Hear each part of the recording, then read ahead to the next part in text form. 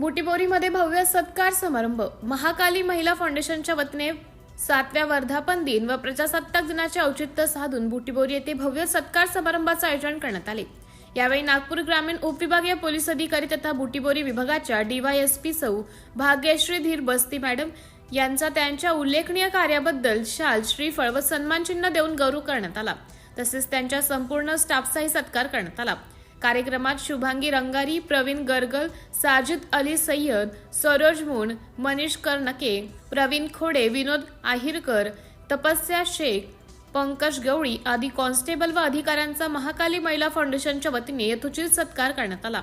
या कार्यक्रमाचे सूत्रसंचालन महाकाली महिला फाउंडेशनच्या अध्यक्षा सौ रीताताई दिनेश कुटे यांनी केले।